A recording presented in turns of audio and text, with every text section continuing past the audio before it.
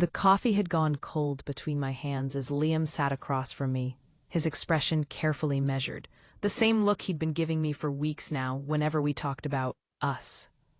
"I think we should try couples therapy," he said, leaning forward with that earnest tone that had once made me feel heard. Now it just made my stomach clench. Therapy? I set down the mug, watching the cream swirl in useless patterns. I mean, I know we've been struggling, but Jess, we keep having the same fights. You get defensive, I get frustrated, and we go in circles. He reached across the table, his fingers barely grazing mine. "I found someone really good, Dr. Michelle Wright. She specializes in communication patterns in relationships." Something in his voice made me look up. There was an eagerness there, barely contained beneath his concerned boyfriend facade. Like he'd already made the appointment. "You already looked into this." "I care about us," he said simply. "Don't you?" The question hung there like a trap. Of course I cared. I'd been the one trying to bring up our problems for months.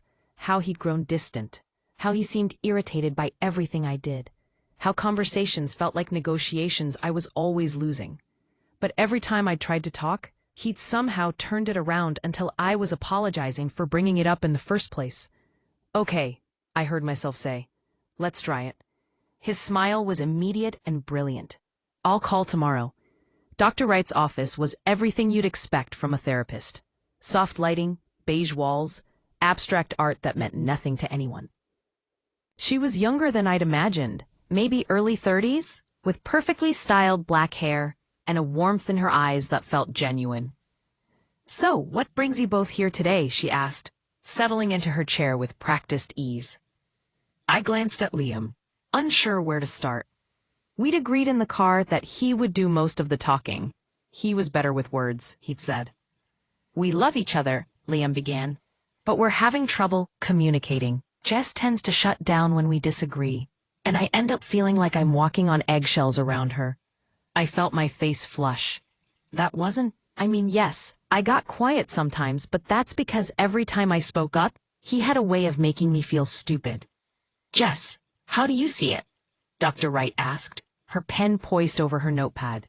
I looked at Liam, who was watching me with that patient expression he'd perfected. "I guess sometimes I feel like my feelings aren't valid. Like when I try to express something that's bothering me, it becomes about how I'm expressing it wrong instead of the actual issue." Dr. Wright nodded, scribbling notes. "Can you give me an example?" I thought about last week's fight about Liam canceling our anniversary dinner to have drinks with his coworkers. When I told him I was hurt, he'd spent 20 minutes explaining why his reasoning was logical and my emotional response was disproportionate. "Well, last week?" "Jess has a tendency to catastrophize," Liam interrupted gently. "Like, if I have to reschedule something, suddenly it means I don't love her anymore. It's hard to have rational discussions when emotions are running that high." I felt my mouth close. Dr. Wright was writing again, nodding slightly. "That must be difficult for both of you," she said. "Liam, feeling like you can't express your needs without triggering an emotional response. Jess, feeling like your emotions are being dismissed?" It sounded balanced when she said it, but something felt off. The way she'd phrased it made it sound like my emotions were the problem, that they were something being triggered, rather than reasonable responses to being hurt. After 6 sessions, I started to dread Tuesdays. That's when Dr. Wright could fit us in, right after my workday, when I was already exhausted and somehow always seemed to say the wrong thing. "Jess, I notice you're doing it again," Dr. Wright would say, and I'd freeze, trying to figure out what it was. Speaking too quickly? Not making enough eye contact? Getting defensive when Liam pointed out my flaws? The sessions had a rhythm now. Liam would calmly explain the issue, usually something I'd done or said that had hurt or frustrated him. Dr. Wright would turn to me with that concerned expression, asking how I felt about his perspective. When I tried to explain my side, she'd interrupt to point out my defensive patterns or suggest that I was deflecting from the core issue. "I think Jess has trouble taking accountability," she said during our 8th session, after I'd tried to explain why I'd been upset that Liam had criticized my cooking in front of his parents. "There's often a but in her apologies. She'll say, 'I'm sorry, but you hurt my feelings first,' which isn't really an apology." Liam nodded sagely. "That's exactly what I mean. I can't share how I'm feeling without it becoming about how I've wronged her. I sat there, feeling like I was shrinking into the couch. Had I done that? I tried to remember the fight, but all I could recall now was the shame I'd felt when his mother had agreed that maybe I should take a cooking class. Jess, what comes up for you when you hear that? Dr. Wright asked. I don't know, and I really didn't. I felt confused, like I was losing pieces of myself in that office. I don't mean to be defensive. I just want to be heard too. But you are being heard, Liam said, his voice gentle but firm. We're here, aren't we? We're spending time and money to work on this. The issue is that you don't like what you're hearing. Dr. Wright smiled at him approvingly. That's a very insightful observation, Liam. It shows real emotional maturity. I felt something crack inside my chest. When had caring about my feelings become immature? You missed our appointment yesterday, Liam said when he got home from work. I was curled up on the couch, having spent the day in bed with what I'd told myself was a migraine. I wasn't feeling well. He sat on the edge of the coffee table, facing me with that expression I'd learned to recognize. Disappointed, but trying to be understanding. Like I was a child who kept making the same mistake. Jess, you can't just skip therapy because you don't like what you're learning about yourself. That's not... I stopped. Was that what I was doing? I really wasn't feeling well. Dr. Wright thinks you're making progress, but these patterns run deep. The avoidance, the victim mentality. She says it's normal for people to resist when they're being asked to look at their behavior honestly. Victim mentality. The phrase hit me like a slap. When had wanting to be heard in my own relationship become a victim mentality? What if I don't want to go back? The words came out smaller than I'd intended. Liam was quiet for a long moment. Then I'd have to question whether you really want this relationship to work. The ultimatum hung between us like a blade. Go to therapy and accept that I was the problem, or lose the man I loved. When had those become my only options? She wants to see you individually for a few sessions, he continued. She thinks there might be some deeper issues that need to be addressed before we can make real progress as a couple. My stomach dropped. Individual sessions?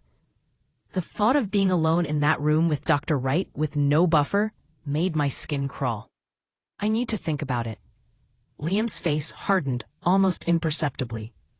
You know, sometimes I wonder if you even want to get better.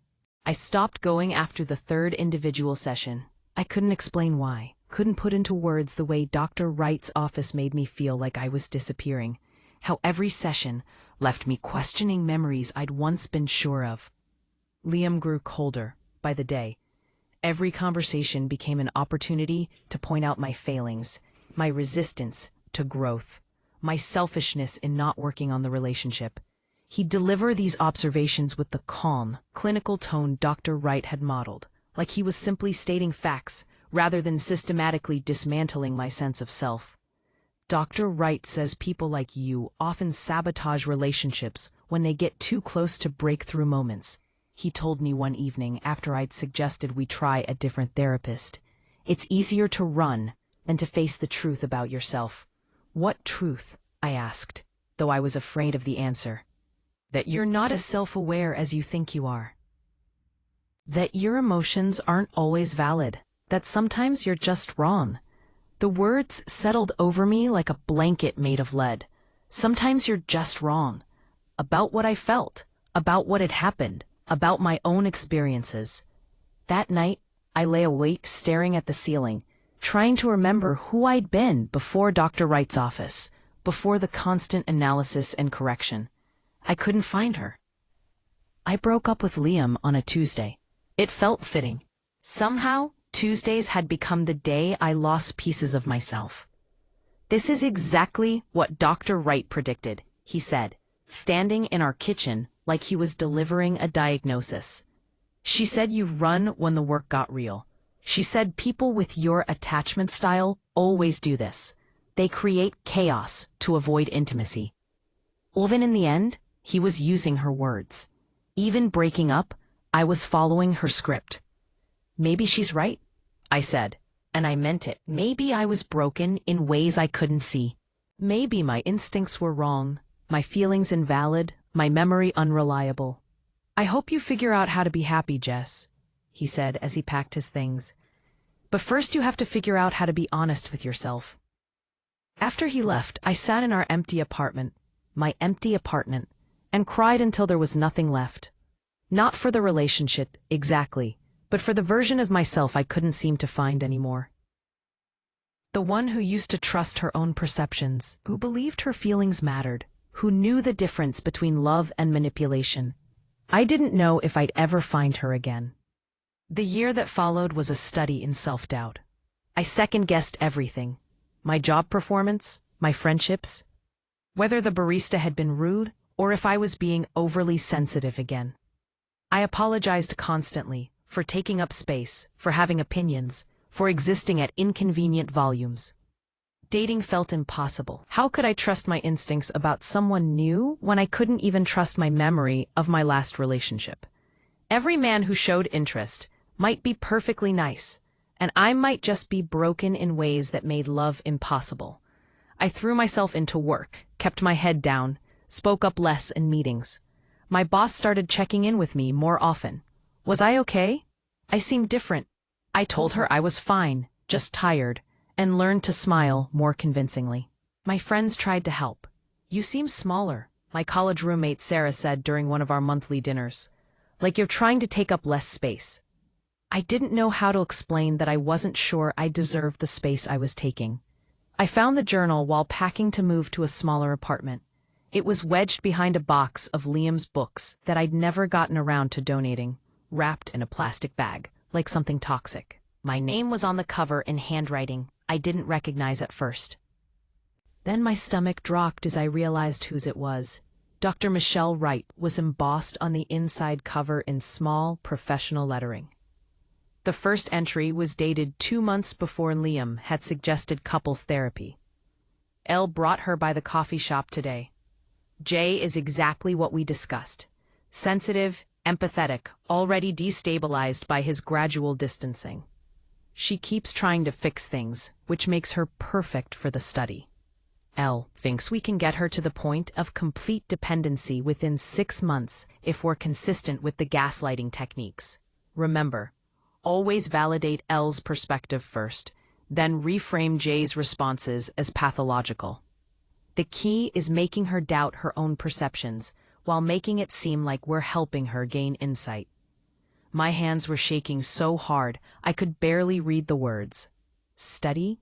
Gaslighting techniques? I flipped through pages and pages of clinical observations about my behavior, my responses, my growing confusion and self-doubt. It read like a lab report on a particularly fascinating specimen. Session 8. Jay is beginning to question her own memories of events, which is exactly what we predicted.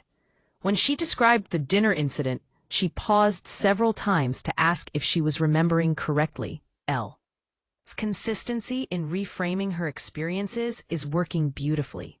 Session 12. Breakthrough today.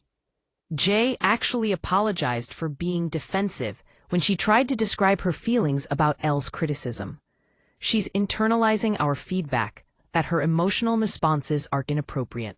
The isolation protocol is working. She stopped confiding in friends about the relationship. Individual Session 3.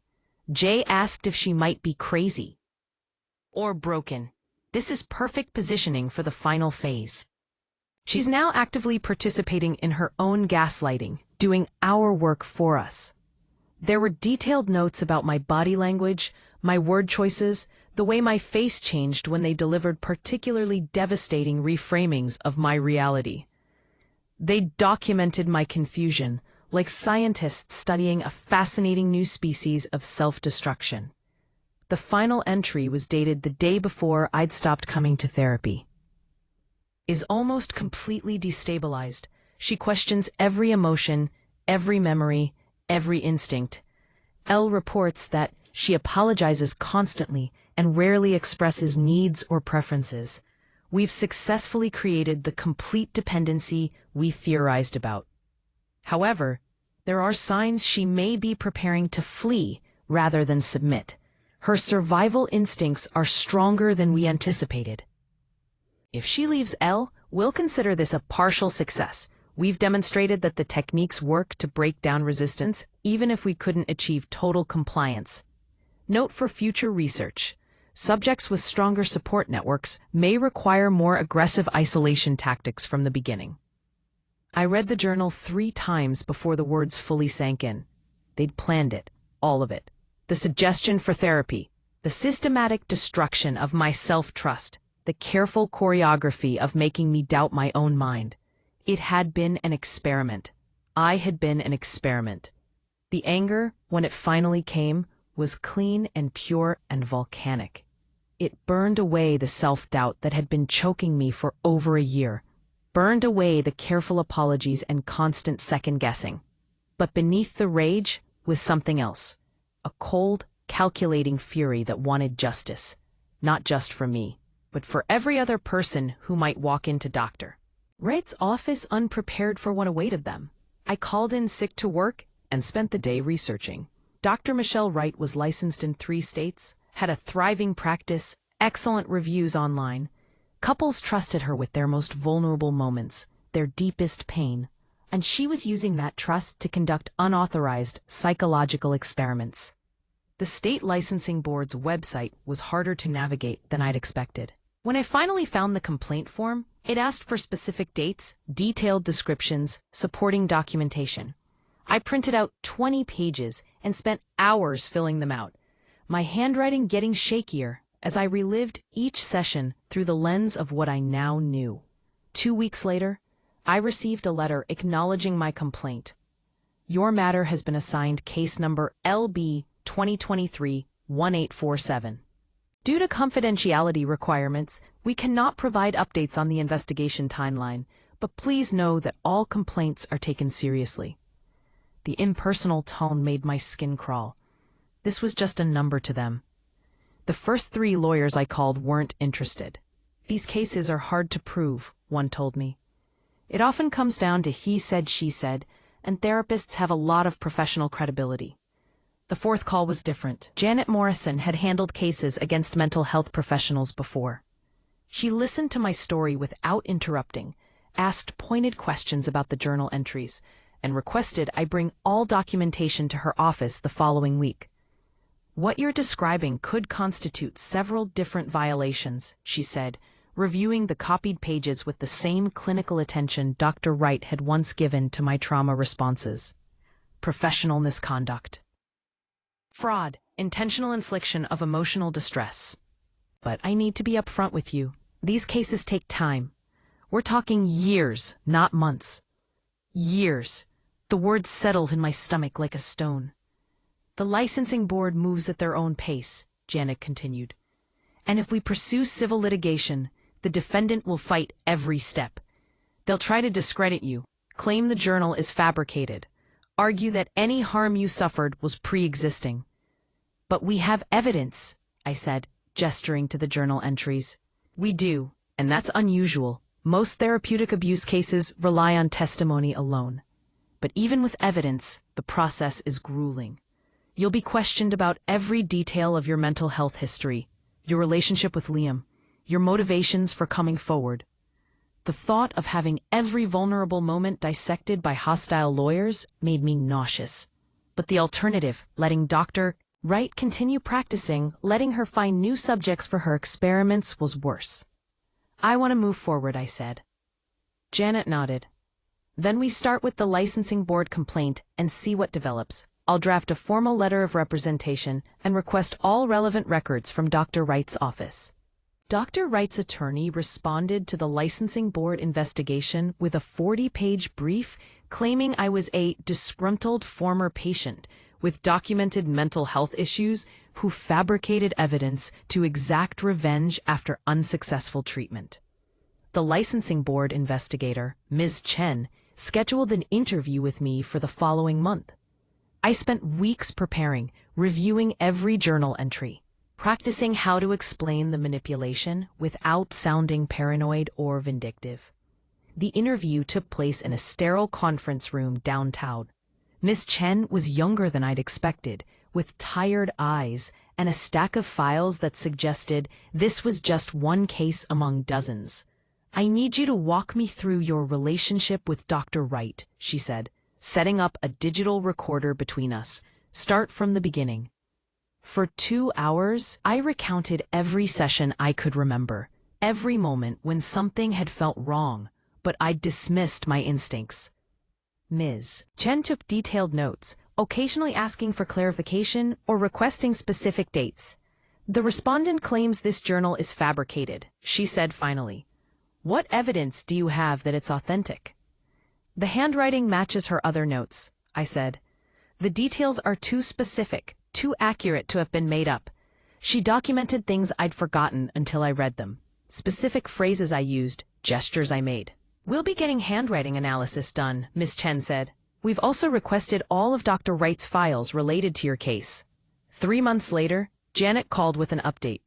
"The handwriting analysis came back. It's a match. The licensing board is moving forward with formal charges." Relief flooded through me, followed immediately by anxiety. This was really happening. Dr. Wright's response to the formal charges was swift and predictable. Her attorney filed a motion claiming the journal was taken out of context, that it represented theoretical notes and academic exercises rather than actual treatment plans. More disturbing was their secondary strategy. They subpoenaed my complete medical records, employment files, and phone records for the 2 years surrounding my relationship with Leo. They were building a case that I was unstable, untrustworthy, and motivated by spite, rather than genuine harm. "This is normal," Janet assured me during one of our monthly check-ins. "They're trying to intimidate you into dropping the case. The more aggressively they fight, the more it suggests they're worried about what the investigation will find." But normal didn't make it feel any less violating. Strangers were combing through my therapy records from college, my performance reviews, my private messages. Every moment of vulnerability, every struggle with anxiety or depression was being weaponized against me. The preliminary hearing was scheduled for 8 months after I'd filed the initial complaint. Dr. Wright appeared with 2 attorneys and a stack of character references from colleagues and former patients. She looked exactly as I remembered, professionally composed, concerned, the picture of competent mental health care. I felt like I might throw up. The hearing lasted 6 hours. Dr. Wright's attorneys argued that the journal entries were misinterpreted, that any distress I'd experienced was the result of my underlying psychological issues rather than professional misconduct. Dr. Wright's notes clearly document a patient who was resistant to treatment, her attorney argued, someone who consistently deflected responsibility and blamed others for her problems. The alleged manipulation was simply effective therapeutic intervention that the complainant didn't want to accept. When it was our turn, Janet methodically walked through the journal entries, highlighting the explicit references to gaslighting techniques and experimental protocols.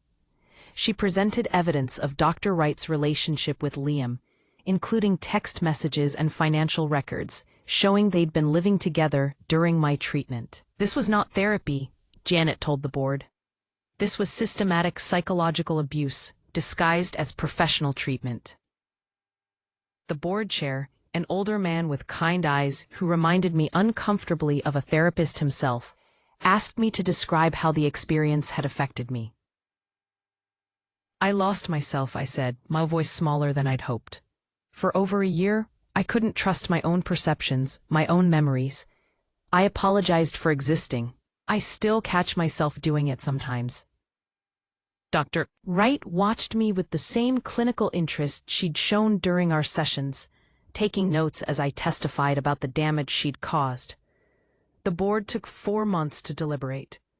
During that time, Liam reached out through social media, asking if we could talk through this misunderstanding like adults. His new girlfriend had left him when the story became public, and his employer, a medical device company, had placed him on administrative leave pending the outcome of the case. I blocked his number and changed my social media settings. Janet filed our civil lawsuit while we waited for the licensing board decision. The complaint sought damages for intentional infliction of emotional distress, professional malpractice, fraud, and violation of patient confidentiality. Dr. Wright's insurance company assigned their own team of lawyers, and suddenly I was dealing with two separate legal battles. The civil case moved even more slowly. Discovery requests flew back and forth, demands for documents, depositions of witnesses, expert testimony from other mental health professionals. Dr. Wright's team deposed me for 8 hours, asking detailed questions about every aspect of my psychological history. "Isn't it true that you've struggled with anxiety since college?" her attorney asked. "Yes, but... And you've been prescribed anti-anxiety medication on multiple occasions?" "That doesn't mean you've also sought therapy multiple times before meeting Dr. Wright, correct? For relationship issues, family conflicts, work stress?" Each question felt designed to paint me as fundamentally unstable, someone whose problems predated Dr. Wright and would have existed regardless of her treatment. 16 months after I'd found the journal, the licensing board issued their decision. Dr. Wright's license was suspended indefinitely, with the possibility of revocation after a full disciplinary hearing. The evidence clearly establishes that Dr. Wright engaged in a sexual relationship with a patient's romantic partner while providing couples therapy, the board wrote. More concerning are the documented references to experimental protocols and gaslighting techniques in her personal notes, which suggest a fundamental violation of the therapeutic relationship and basic professional ethics. Janet called me at work with the news. I had to excuse myself to cry in the bathroom, overwhelmed by relief and vindication, and the sheer exhaustion of fighting for so long just to be believed. But it wasn't over. Dr. Wright's attorneys immediately filed an appeal, arguing that the suspension was excessive and that the board had misinterpreted the evidence. She could continue practicing in the other states where she held licenses while the appeal was pending. The criminal case moved even slower. The district attorney's office had opened an investigation into potential fraud charges, but the prosecutor assigned to the case seemed skeptical that criminal charges would stick. "She didn't steal money," he explained during our one brief meeting. "The victims paid for therapy and received therapy sessions." Proving criminal fraud when the service was technically provided is challenging.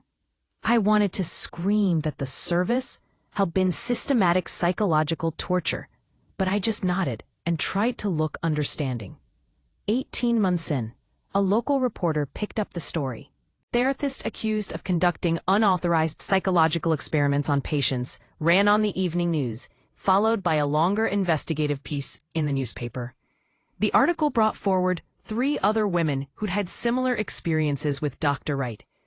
All described feeling systematically undermined and gaslighted during couples therapy. All had partners who'd seemed unusually aligned with the therapist's interpretations.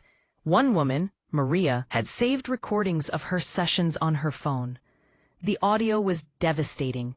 Dr. Wright systematically invalidating Maria's concerns while reinforcing her boyfriend's narrative that Maria was too emotional and resistant to feedback. The media attention brought new challenges. Dr. Wright's supporters created online campaigns claiming she was being unfairly targeted by unstable former patients. My name and photo circulated on social media, along with speculation about my mental health and motivations. Jess Harrison is a vindictive liar who couldn't handle being told the truth about herself, one post read, shared dozens of times. This is what happens when therapists actually try to help people instead of just validating their victim complexes. I stopped reading the comments, but friends would still forward me the worst ones, thinking I should know what was being said. It felt like being gaslighted all over again, but this time by strangers on the internet. 2.5 years after finding the journal, our civil case finally went to trial. The courtroom was smaller than I'd expected, with uncomfortable wooden chairs and fluorescent lighting that made everyone look sickly. Dr. Wright sat at the defendant's table, wearing a conservative navy suit, her hair pulled back in the same professional style I remembered from therapy sessions. She looked confident, composed, like someone who belonged in that courtroom more than I did. The trial lasted 2 weeks. Janet called expert witnesses, who testified about the standards of care in couples therapy, the ethical violations evident in Dr. Rudd's notes, and the psychological damage caused by systematic gaslighting. Dr. Wright's team painted me as an unreliable narrator, whose mental health struggles made her incapable of accurately perceiving reality. They brought in their own expert witnesses, who suggested that Dr. Wright's notes were theoretical exercises rather than treatment plans. Dr. Wright is a dedicated professional who was simply trying to help a couple in distress, her attorney argued during closing statements. Ms. Harrison's inability to accept responsibility for her role in her relationship's failure led her to fabricate this elaborate conspiracy theory. When I testified, Dr. Wright's attorney spent hours trying to poke holes in my memory, my motivations, my character. Had I ever lied to previous therapists? Had I ever exaggerated symptoms to get medication? Was I sure I was remembering events correctly, given my documented history of anxiety? You've admitted to having trust issues, the attorney said. Isn't it possible that you misinterpreted Dr. Wright's professional attempts to help as something more sinister? I looked at the jury, 12 strangers who would decide whether my pain was real, whether my experience mattered. I trusted her, I said. That's why it worked so well. I trusted her to help me, and she used that trust to experiment on me. The jury deliberated for 3 days. When they returned, the foreman stood and read their verdict. We find in favor of the plaintiff on all counts. The damages were substantial, enough to cover years of therapy to undo the damage Dr. Wright had caused, compensation for lost wages and emotional distress, and punitive damages meant to send a message about the consequences of abusing professional trust. Dr. Wright showed no emotion as the verdict was read. She simply nodded to her attorneys and walked out of the courtroom like she was leaving any other business meeting. While the civil case wound through appeals, the criminal investigation finally gained momentum. The district attorney's office, motivated partly by the media attention and the testimony of multiple victims, filed fraud charges against both Dr. Wright and Liam. The criminal trial was different, more formal, with higher stakes. Dr. Wright faced up to 5 years in prison if convicted on all counts. Liam was charged as a co-conspirator, facing 2 years for his role in the scheme. Liam's defense strategy was predictable. Claim he was just a man trying to save his relationship, who got caught up in his girlfriend's professional misconduct. He testified that Dr. Wright had initiated the relationship, that she'd convinced him the experimental approach was legitimate therapeutic technique. I loved Jess, he said from the witness stand, looking directly at me with what seemed like genuine remorse. I thought we were helping her. Michelle told me that Jess needed to learn to trust her own perceptions less and trust our observations more. Even in court, even under oath, he couldn't say my name without making it sound like I was the problem. Dr. Wright's criminal trial was scheduled separately. Her attorneys argued that treating difficult patients aggressively wasn't a crime, that the relationship with Liam had begun after my treatment ended, that the journal entries were taken out of context. The prosecution presented a compelling case. They called handwriting experts who confirmed the journal's authenticity, former patients who testified about similar experiences, and ethics experts who explained how Dr. Wright's actions violated every principle of professional conduct. The key witness was Maria, the woman who'd recorded her sessions. The jury listened to audio of Dr. Wright systematically undermining Maria's reality, validating her boyfriend's dismissive treatment, and coaching him on how to make Maria doubt her own perceptions.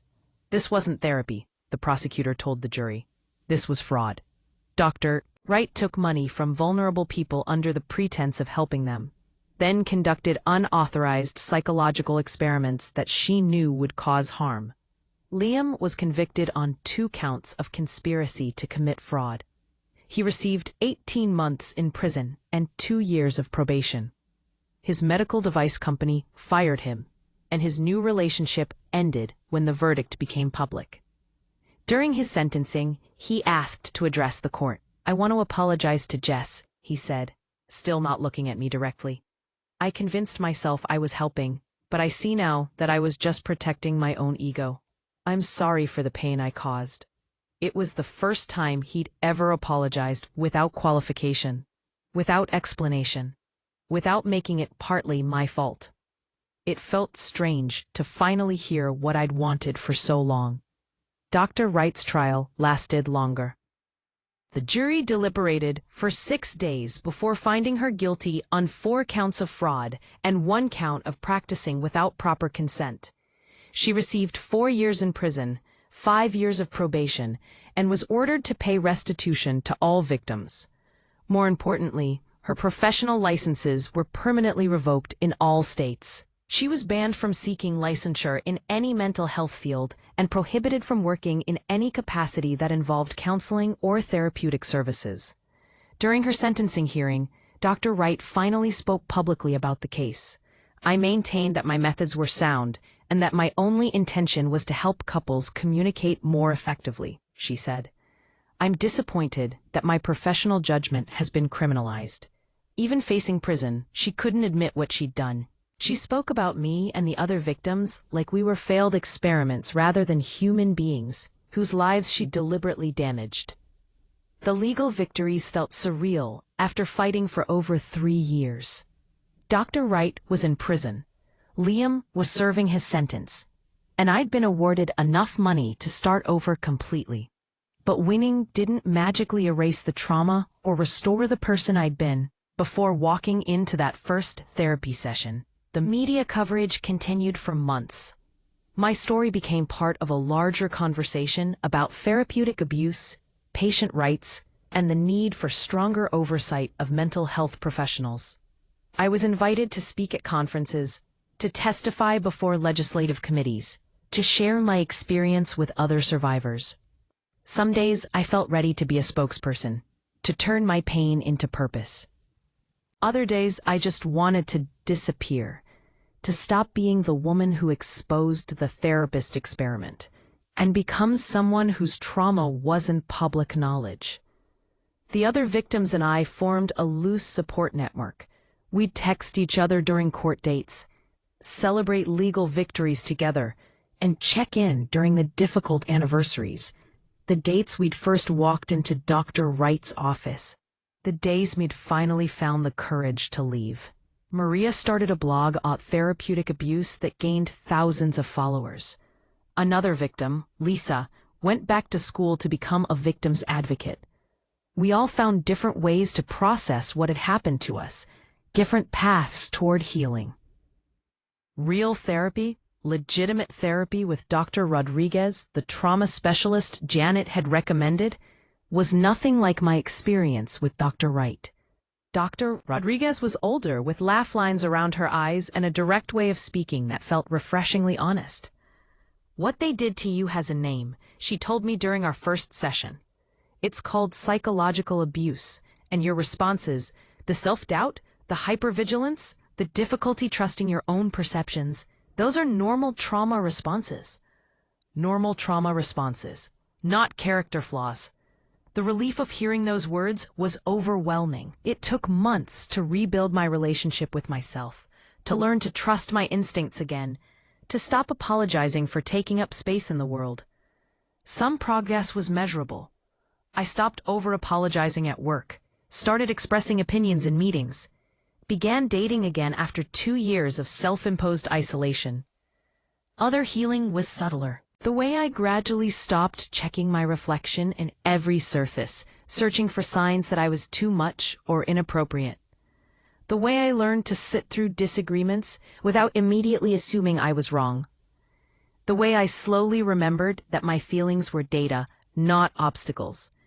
That is, Dr. Rodriguez helped me understand the healing wasn't about returning to who I'd been before Dr. Wright. That person was gone, and that was okay. Instead, it was about becoming someone new, someone who carried the knowledge of what manipulation looked like and could recognize it before it took root. Scythe, you survived something most people can't even imagine, she told me. You found evidence, you fought back, you protected other people from experiencing what you went through. That takes incredible strength. 5 years after finding the journal, I was living in a different city, working for a nonprofit that provided legal support to survivors of professional misconduct. My days were spent helping people navigate licensing board complaints, connecting them with attorneys, and advocating for stronger oversight of helping professionals. The work was triggering sometimes, hearing stories that echoed my own experience, watching people struggle to be believed, seeing how slowly the system moved to protect vulnerable people. But it was also deeply satisfying to turn my worst experience into something that could help others. I testified before a congressional subcommittee on healthcare oversight, sharing my story as part of a push for federal legislation requiring better monitoring of therapeutic relationships. The bill didn't pass, but the hearing sparked conversations in several states about strengthening their oversight processes. My relationship with romantic trust was complicated. I dated several people, had one serious relationship that lasted 8 months before my hypervigilance about manipulation became exhausting for both of us. I was working on it, learning to separate past trauma from present reality, but it was slow going. The one area where I'd fully recovered was my relationship with my own perceptions. I knew with crystalline certainty that my feelings were valid, that my memories could be trusted, that my instincts were worth following. Dr. Wright had tried to take that away from me, but I'd fought for it and won. Dr. Wright was released from prison after serving 3 years of her 4-year sentence. I learned about it not from any official notification, but from a Google alert I'd set up years earlier. 2 weeks later, my phone rang with a number I didn't recognize. "Jess, this is Michelle Wright." My blood went cold. Even after all these years, her voice had the power to make me feel small and confused. "I wanted to apologize," she continued when I didn't respond. "I know that might sound hollow, but prison gave me time to reflect on my actions and their impact. I found my voice. You conducted psychological experiments on me without consent. You systematically destroyed my ability to trust myself. You turned my boyfriend against me for your own entertainment." "I know," she said, and for the first time, she sounded genuinely remorseful. I told myself I was advancing the field, contributing to research on therapeutic techniques, but I was wrong. What I did was cruel and unethical. "Why are you calling me?" "Because I needed you to know that you are right about everything. Your perceptions, your feelings, your memories, they were all accurate. I spent years trying to make you doubt that, and I'm sorry." The apology I'd once desperately wanted felt strange now, almost irrelevant. I'd already done the work of validating my own experience, of rebuilding my sense of self. Her acknowledgement was just confirmation of what I already knew to be true. "I don't forgive you," I said, "and I need you to understand that your apology doesn't undo the damage you caused." "I know," she said quietly. "I just needed you to hear that you were never the problem. You were never broken or wrong or too sensitive. I was the problem." After we hung up, I sat in my office for a long time, processing the conversation. The woman who had once held so much power over my reality now sounded small and defeated. She couldn't hurt me anymore, couldn't make me doubt what I knew to be true. 7 years after finding the journal, I was asked to speak at a conference on therapeutic ethics. The audience was full of mental health professionals, researchers, and patient advocates who wanted to understand how abuse could happen in therapeutic settings and how to prevent it. I told my story from the beginning, the suggestion for couples therapy, the gradual erosion of my self-trust, the discovery of the journal, and the long fight for justice. I talked about the warning signs I'd missed, the way manipulation could be disguised as professional help, and the importance of trusting your instincts, even when authority figures tell you they're wrong. During the Q&A, a young woman raised her hand. "How do you trust therapists now? How do you know when help is real versus when someone is trying to manipulate you?" It was a question I'd grappled with for years. "Real therapy should make you feel more like yourself, not less," I said. "It should help you trust your own perceptions, not undermine them. And if you consistently leave sessions feeling worse about yourself, that's data worth paying attention to." Another hand went up. What would you want other survivors of therapeutic abuse to know?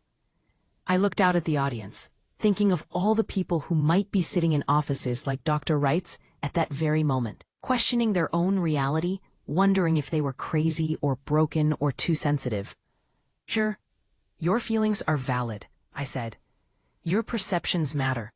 Your reality is real, even if someone with credentials and authority tells you it isn't. Trust yourself, document what you can, and don't be afraid to seek help from people who actually want to help you heal. After the conference, several attendees approached me with their own stories, some as survivors, others as professionals who'd witnessed concerning behavior from colleagues. We exchanged contact information, creating an informal network of people committed to preventing what had happened to me from happening to others. 10 years after finding the journal, I published a book about my experience. The Experiment, A Survivor's Guide to Therapeutic Abuse, became a resource for other survivors, legal professionals, and mental health workers who wanted to understand how professional relationships could be weaponized. The book led to speaking engagements, consulting work with licensing boards, and opportunities to shape policy around patient protections. I became someone who turned her worst experience into a force for positive change, though the path there had been longer and more difficult than any simple narrative of triumph could capture. Dr. Wright never practiced again. She worked in retail after her release from prison, living quietly in a small town where few people knew her history. Liam eventually remarried and moved across the country. I heard through mutual acquaintances that he'd become involved in addiction recovery work, though I never reached out to verify the details. The 3 other women who'd come forward during the investigation all found their own paths to healing.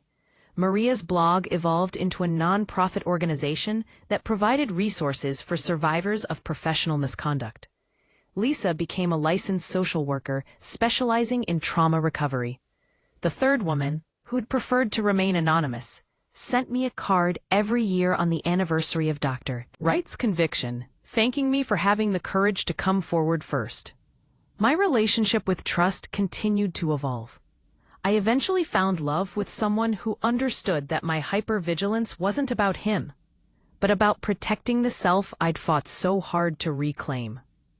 He read my book, listened to my story without trying to fix anything, and created space for both my strength and my ongoing healing. Sometimes people ask if I regret going through everything. The years of legal battles, the public scrutiny, the way my trauma became a matter of court record. The answer is complicated. I wouldn't choose to experience what Dr. Wright and Liam did to me, but I'm proud of how I responded to it. I survived something that was designed to destroy my sense of self, and I came back fighting. I turned my pain into purpose, my trauma into advocacy, my worst experience into something that might prevent others from suffering the same way. I keep the journal in a safe deposit box now, alongside my other important documents. Physical evidence of who I was, who I almost became, and who I chose to be instead.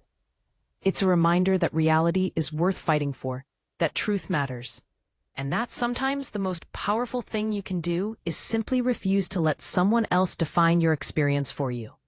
The woman who walked out of Dr. Wright's office for the last time was broken and confused, questioning everything she thought she knew about herself. The woman writing this story knows exactly who she is, trusts her own perceptions completely, and has spent a decade helping others reclaim their right to their own reality. That transformation wasn't quick or easy or straightforward, but it was mine, built from the pieces of self I managed to save and the new strength I discovered in fighting back. And that, I think, is the best revenge of all.